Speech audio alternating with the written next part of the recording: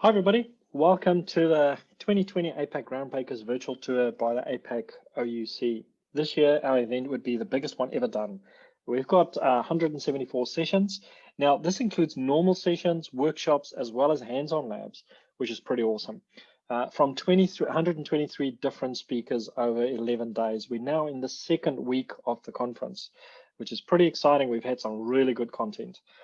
Also, it would cover sessions in 4 different languages. Now, please remember to register for as many sessions as you can, and all these sessions will be available for replay for as many times you like for 2 weeks following the conference.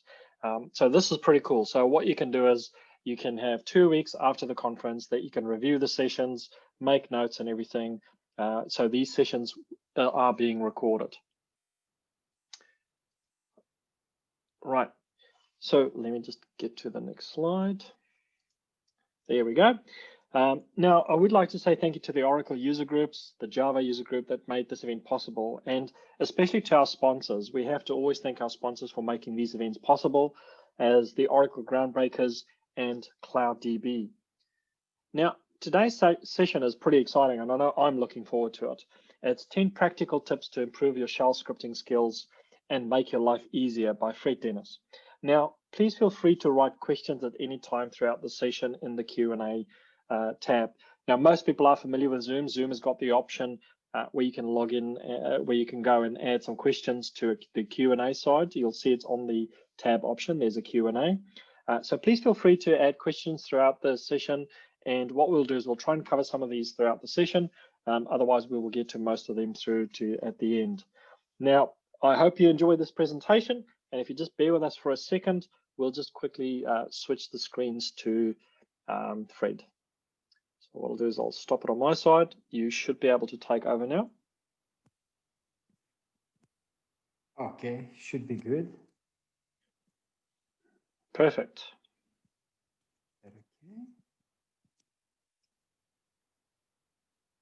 Okay.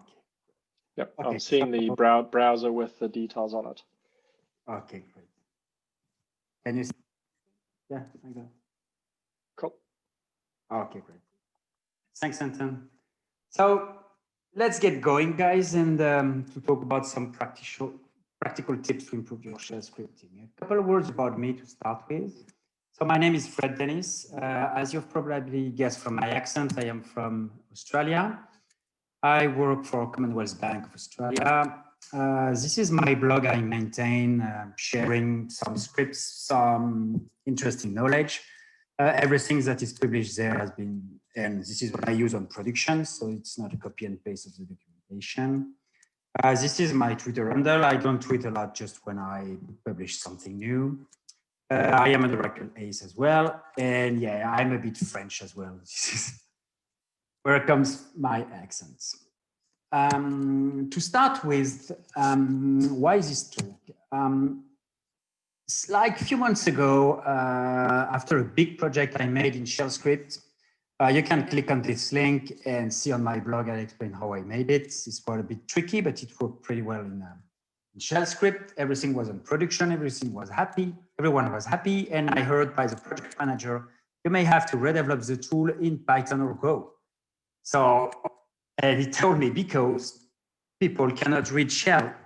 So I was a bit surprised about that because we have shell everywhere, right? Shell on every server. We have shell on our coffee machine, shell on your PlayStations, or shell on your everywhere. So this rang a bell, and then I said, okay, there is something to do there. And here I am trying to teach people how to read shell. Before starting with tip number 1, just a quick shell history. So in 1971, a guy named Ken Thompson created the first shell, which was 900 lines of C. You could not make a script, and it was very basic shell. In 1977, Mr. Stephen Bourne created the Bourne shell. It is still the bin sh you can still see sometimes on your systems. In 1999, a guy named Brian Fox made the Born Again shell, which is a bash. And it was to have an open source alternative to the Bourne shell. Then you got bash 2, 3, 4. Bash 4 is the one you will have everywhere nowadays. Bash 5 has been released last year. It is not well spread yet. Bash now is default almost everywhere. Almost everywhere. So the first tip is that, well, my background is a DBA. It's not really easy to say nowadays what is actually our title, you know, with the cloud thing and everything we do. But my background is a DBA, exactly DBA. So as DBA, we have hands on the most critical system. And when you got this kind of prompt, it's clearly not a good place to try things, right? Because you can clearly break everything. And it is not a good place to develop your shell scripting skills. So nowadays you can practice safe online, meaning that every cloud vendor has a cloud shell. Even Microsoft Azure has a cloud shell where you can have Bash. There is one for PowerShell, one for Bash. Even Microsoft does Bash.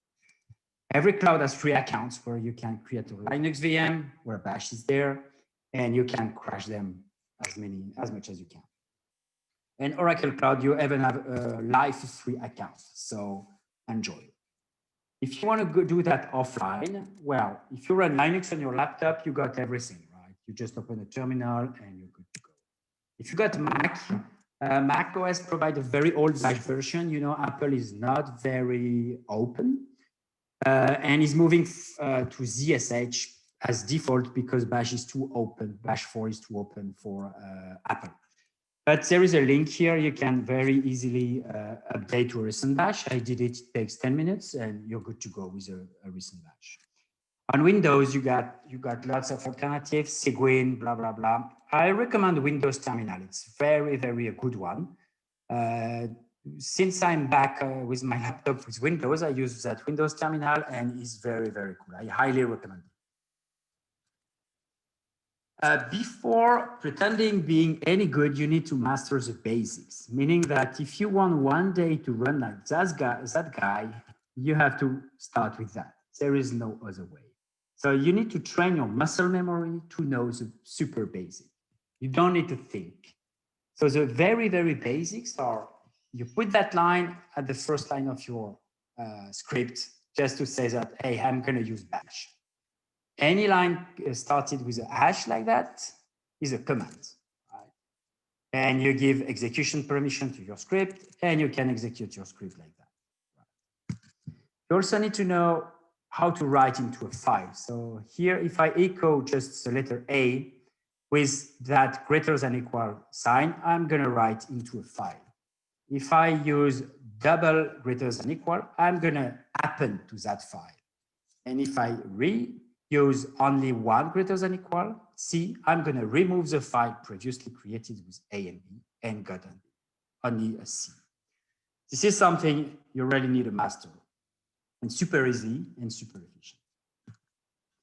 If then else. So I was joking a lot with friends when doing some Bash things together.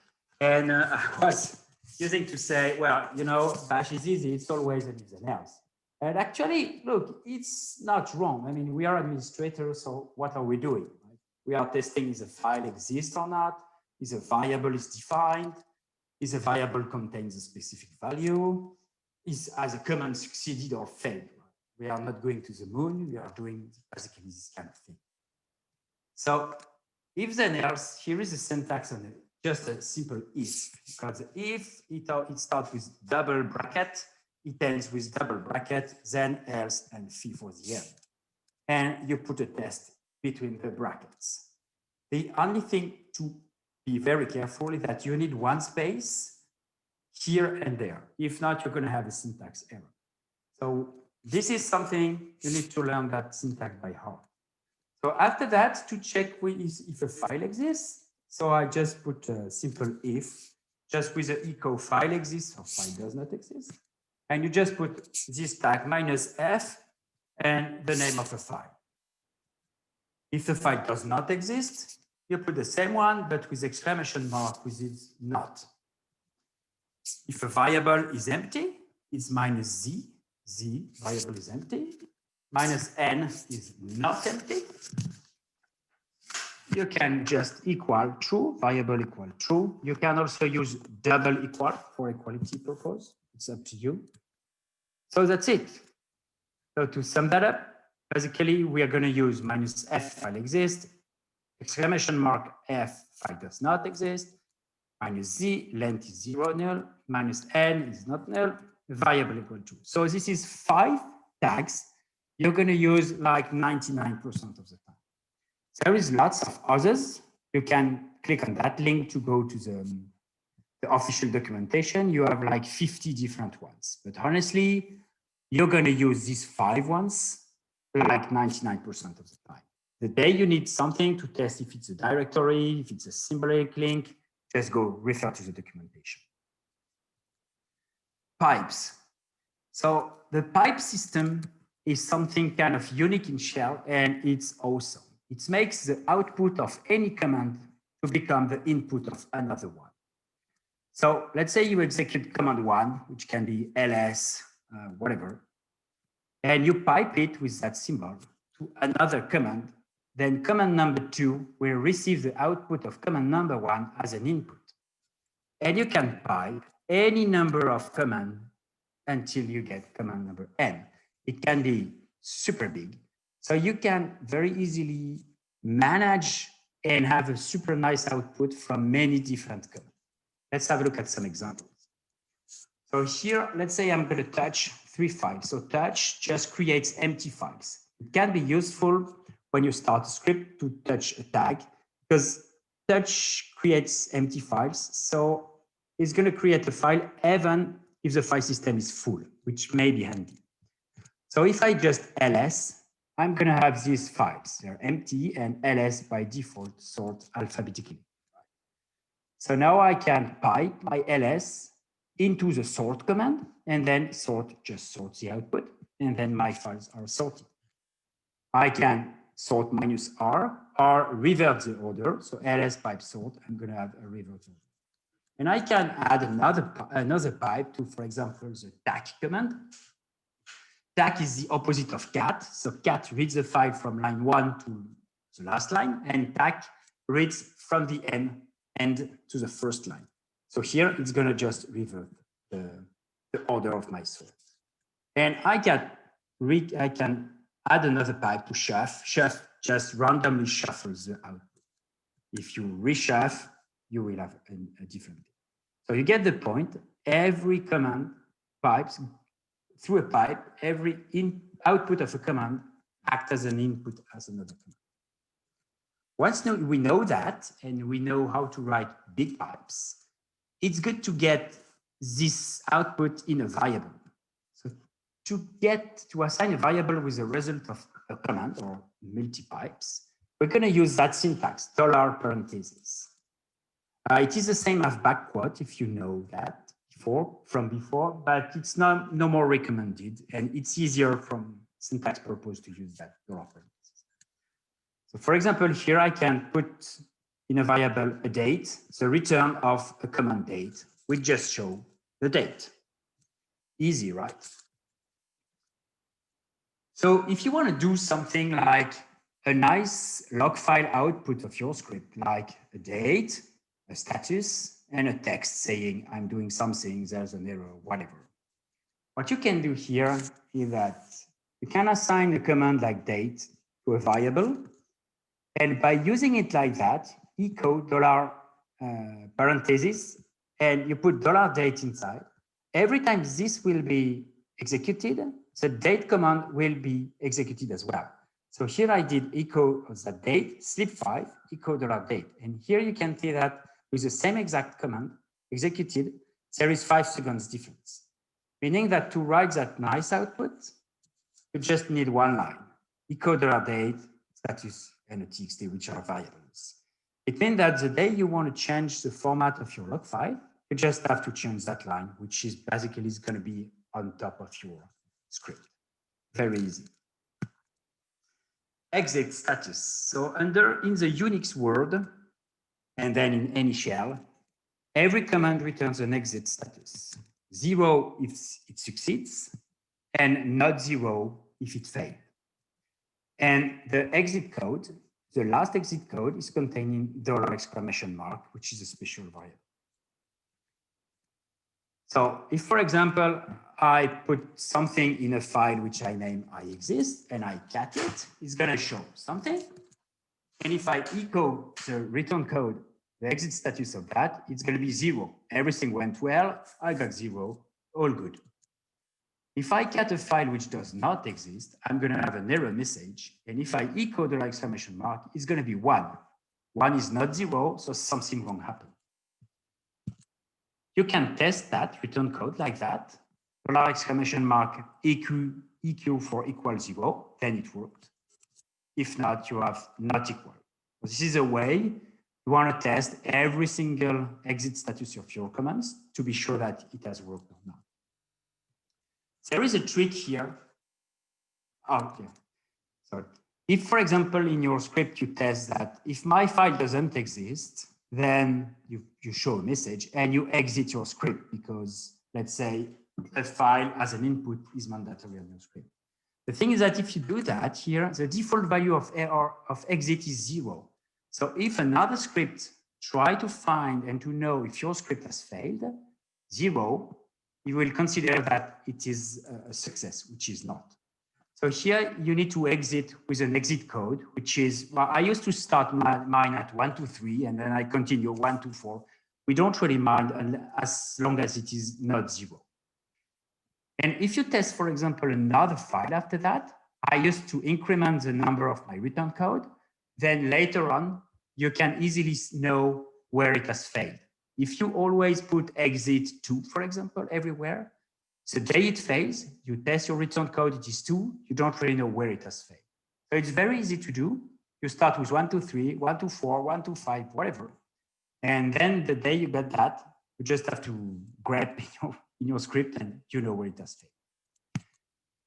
There is a trick here with the pipes. If I do something like cat my file which doesn't exist pipe sort, and if I echo the exclamation mark, I'm going to have 0, which is not really what you can expect, right? Because you got an error, so it should be different than 0. The thing is that the exclamation mark contains the last return code. So here it contains the return code of sort and not cat. And sort has sorted this output, which is an error, but sort doesn't care. So the exclamation mark contains 0. So it may mislead you. So you need to fix that. So you can fix that by using that variable set-o file on top of your script. And what this thing does is that the exclamation mark will contain the rightest non-zero exit status automatically. Then in a long pipe like that, once pipe fail is set, you're going to have 1 with that. Then you know that the whole pipe has failed. One of the parts of the command in the big pipe has failed. If you want something more precise, let's say you don't care about the sort return code, but you care about this one. So here you can use a specific array named pipe status. And I show there, pipe status and 0, arrays start at 0 in shell. Pipe status 0 will contain the return code of the first one, so the cat, and pipe status 1 of the sort. So if you need something very precise, you can use pipe status. If not, set-o pipe fail will do the job. So think about setting it once forever. It will have, you will have less troubles. Protect a variable means use the variable when you echo it between curly bracket instead of not curly bracket. Let's see why we need to do that. So let's initialize a variable containing some a's. If I echo it, I have a, which is what I expect. And if I echo it with the curly brackets, well, it's the same, right? So here it has no impact. Let's introduce a variable b. And then I want to echo $a$b. So here I got a's and b's, which is what I expect. But if I want to try to echo $a $b, then I'm going to have only the b's and not the a's. Why that? Because the shell has a variable expansion thing. So after $, it's going to expand to find a variable name till a blank or a dollar. So here, bash will echo the variable a underscore and not a, which does not work. If you protect your variable like that, you're going to have what you expect, a underscore b. So be very careful of that. The best way of not messing up and having wrong results, which is not good at all, is to always protect your variable. Quote a variable, meaning using the variable like that between quotes instead of not quotes. Let's check why. If I touch a file name A star, I put that in a variable and I ls that variable, I'm gonna, without quotes, I'm gonna have A star and everything else starting with an A because there is a star, right? But this is not what I want because my specific file contains a special character, which is star. And if I ls it protected quoted, I'm gonna have only what I am expecting. It is the same if you have, for example, a file with space in the name. If you touch it, it's the same. I do ls a not quoted. Ls is going to try to access a file with space, which is obviously wrong. So here you have to quote it and you got your. It's the same. The thing that quoting your variable will allow you to have good results with any special characters. You can have pipes, quotes, back quotes, parentheses. It's super important to do that because you don't know what kind of file, for example, will be passed as a parameter to your script. So remember, quote and protect. This is a way not to have wrong results. So it's very, very important. Use Getopts. So Getopts, you know this kind of command lines. There's a lot in all the crunktab, like a backup of a database. So when you get that script in backupdb.sh, to get the name of the database, we use $1, which is a special variable, which is the first variable. And we put that in a variable named db. So we're going to put the type $2 and an email $3. The thing is that by doing that is that the parameters have to be in the same order, right? If you put full and db, you switch them up. db is going to be full and type the name of the database, your script won't work. And it's not very easy to have default values. If you want the type full being default, then not having to put it in the command line and just because you want it by default, doing like that is not very easy. A better way is to use the Unix variables, Unix-like variables like that, where you have, for example, a D, -D option to put the name of the database, T for the type, E for the email. Let's say that I want to add a C option just to compress. Like by default, my backup is not compressed. If I put C, I compress it. I just put it back here just to explain how it works. So Getopts exists in Python, in C, in any language, right? So the syntax is like that. While Getopts will go through all your parameters, and then you can specify what Getopts should be expecting. So we say a D option, which is this one, and with a colon. Colon means after D, I expect a parameter. Then I can say T with colon, because I also expect a parameter. Same for E with a parameter. And C, I don't put a colon because I don't expect a parameter. And then you get, this is the syntax. And then if there is a D, I put in my variable db opt-arg. Opt-arg is going to contain prot.db because Getopts will make it for you.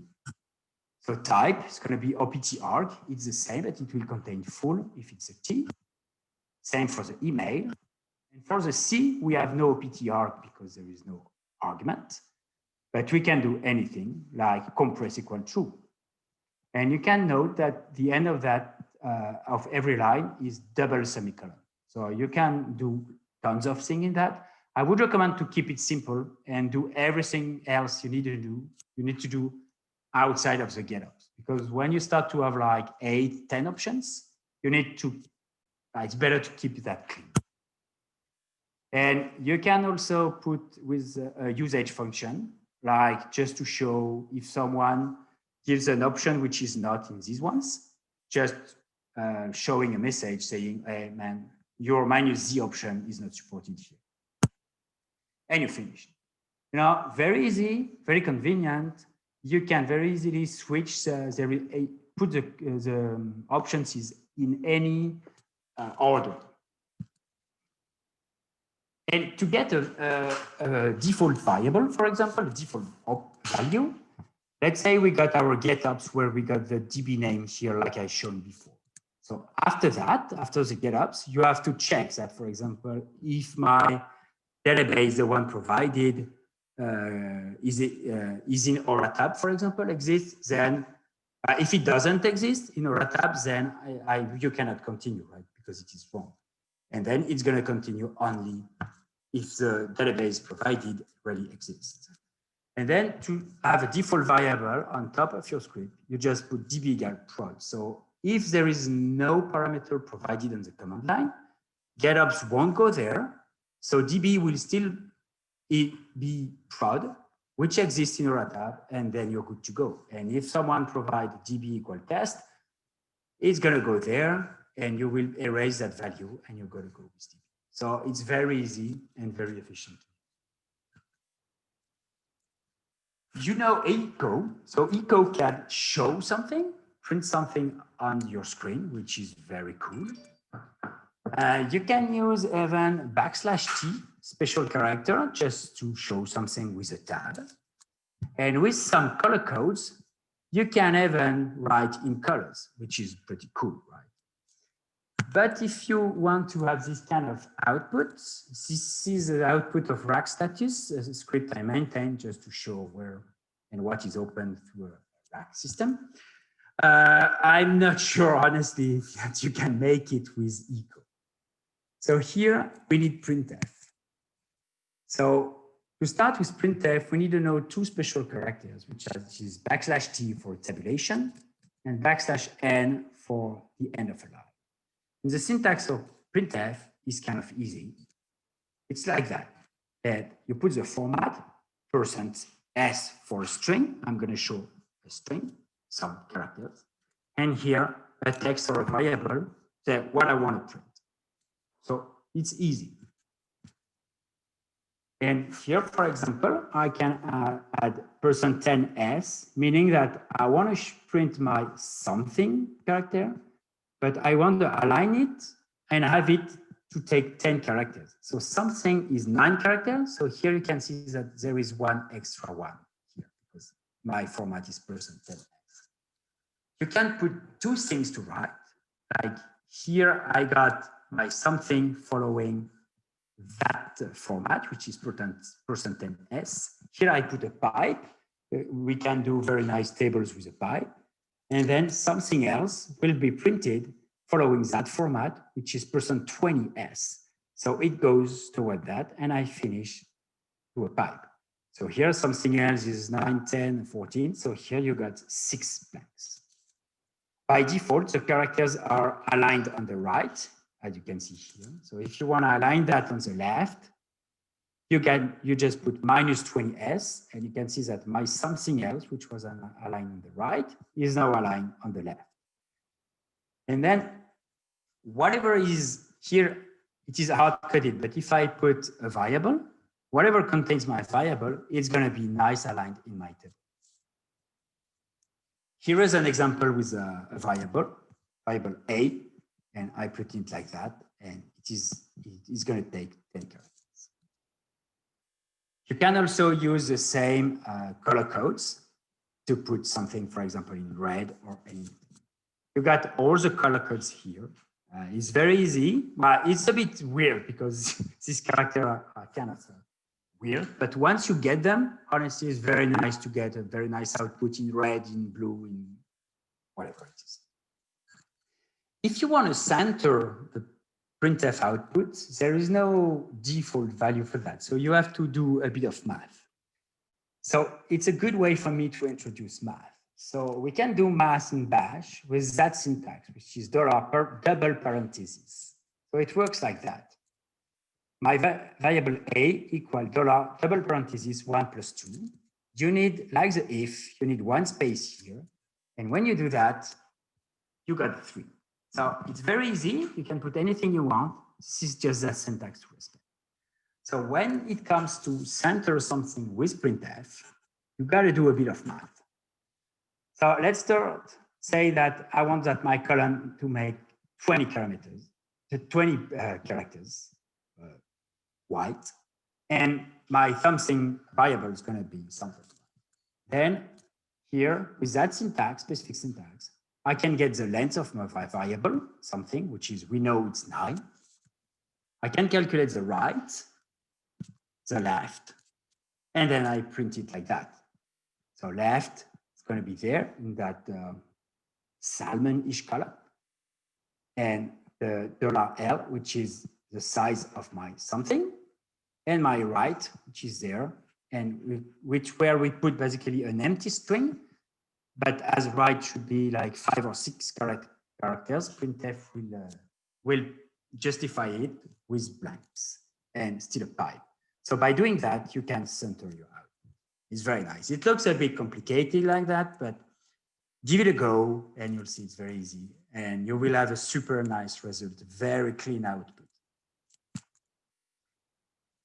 Heredoc.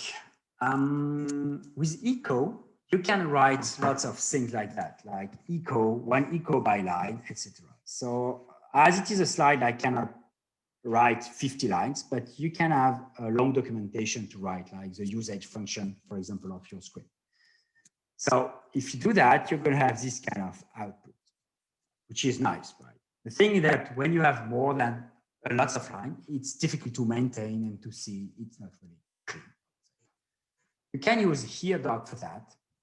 So heredocs are these kind of tags, and with this specific syntax, less than equal, double less than equal in cat, and then it's going to show everything between those two heredocs tags. The only thing to think about is that there is no way you can indent here. So it doesn't, you cannot indent here. If you do, it's not going to work. So you can also write to a file. If you have many lines to write to a file, you can do it like that. You cat with the heredoc end here, and you redirect it to that TMP style file. You can use that syntax. So you can put parentheses before and after your heredocs, and you can pipe the output short, or whatever it is. It can be very, very powerful. You can T it. So T, if you don't know this command, T does two things. It writes in a file and also show the output in the screen. It's very easy when you do a log file. You can log the output of your script, show it to the users, and also put it in a file. You can also use that kind of syntax.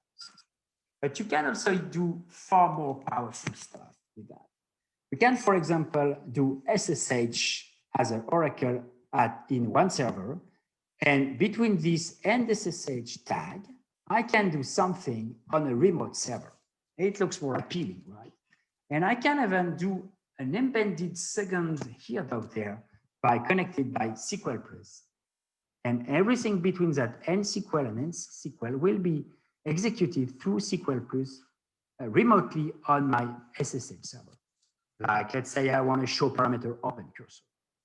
And if I put that in a simple for command loop for server in cat serverless, let's say it's a file containing 1 line per server, you can show parameter open cursor on any number of server which contain in a text file.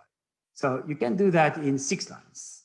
Okay, here clearly you need to set up your Oracle environment here between the SSH and the SQL Plus. But look, in 6 lines, very easy, we could execute a command on any number of server, any number of Oracle instance. So that's very super powerful. Debug. You may have problems and may need to debug when scripting. So let's say you do something and your something else for any reason doesn't work because after you do something, you have a variable, something goes wrong. So the best way of doing it is that you insert something like 2 echoes and you can exit. So you do something, will do something, and you're going to exit, not executing that. And very easily you will say, oh, okay, my variable is wrong, so I have to investigate that. You can do that in a more fancy way with a kind of debug variable, true or false, and you can just test. If debug is true, then it's a more permanent solution, right? So if you want to stop debugging, you just remove that hash and that's okay. You could even initialize this variable with a Getopts variable, so you can trigger a kind of debug just by adding a variable to your script.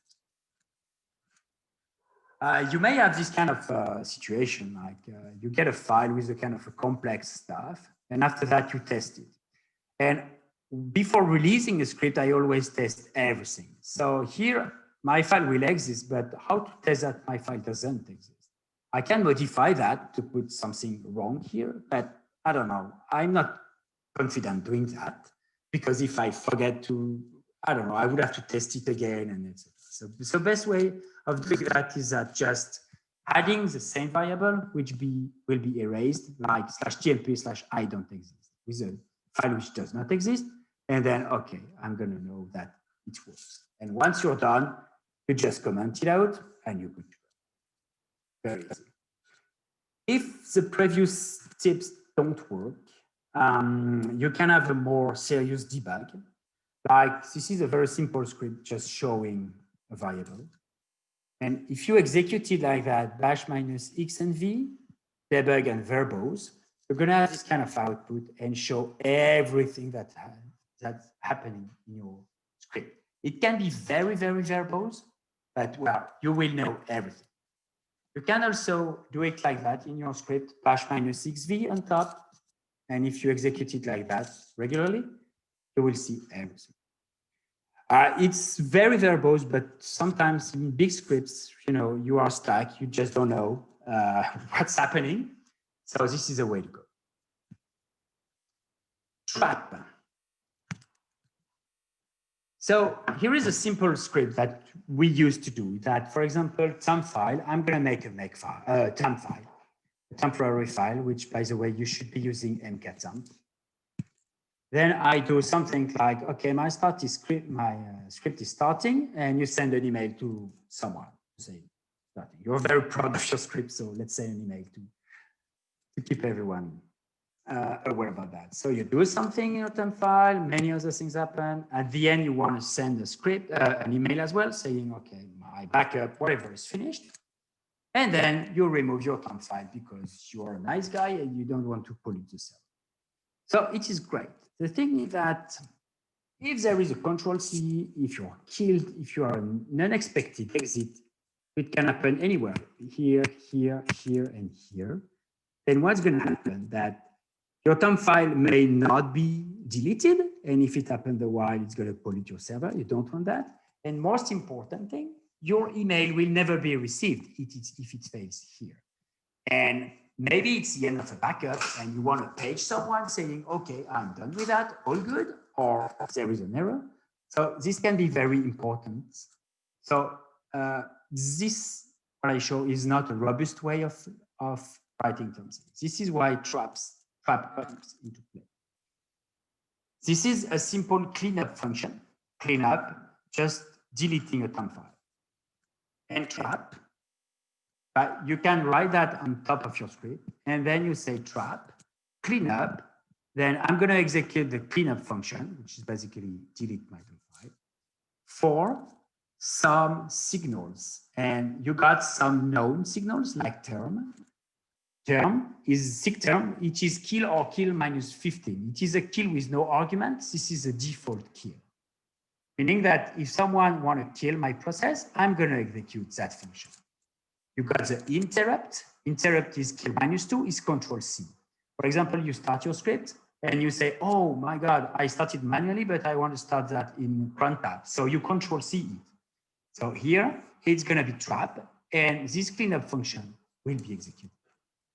You can trap for exit. Exit is a normal exit. And you got some different like segmentation fault or something. You cannot trap kill -9 because kill -9 is when you really want to kill something to clean the system, so you cannot kill, which makes sense because technically when I kill term and if I execute a function, I can put sleep and I can sleep here for a week and my process will never be killed, right? So kill -9, avoid that, and then we'll always kill something.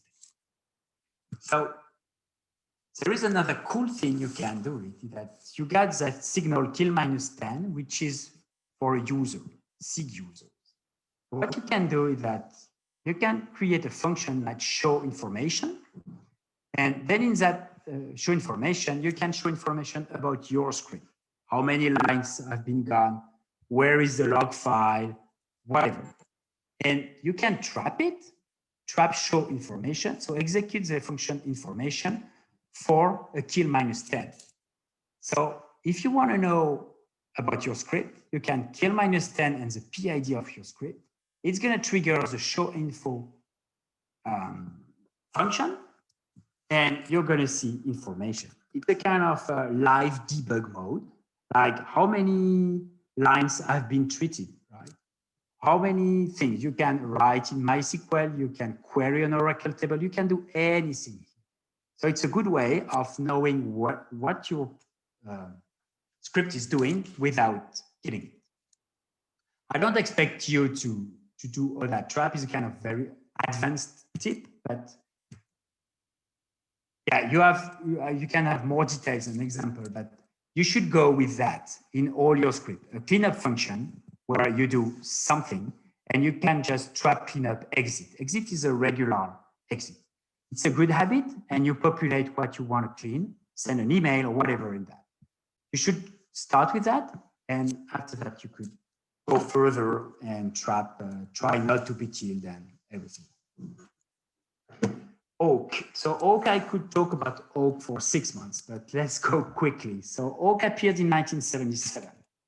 These guys, Kanigan, this guy is the one from the Kanigan and Ritchie for the C language, right? So how Wenninger and Kanigan created Oak, and they named it, oh, sorry, it's the wrong thing. It's R for Owl, W for Wenninger, and K for Kanigan. This is how it goes. So the most known implementation of Oak is the NOak, which you may still see on Solaris. And the most one, which should be on all your system, is GOak, the GNU Oak, which is open source. So basically what Oak does very easily, it does an input, it reads an input line by line, whether the input is a file or the output of a command you can get through pipe. So let's take an example of this. Let's show the syntax. So Oak starts like that and start with a quote and finishes with a quote.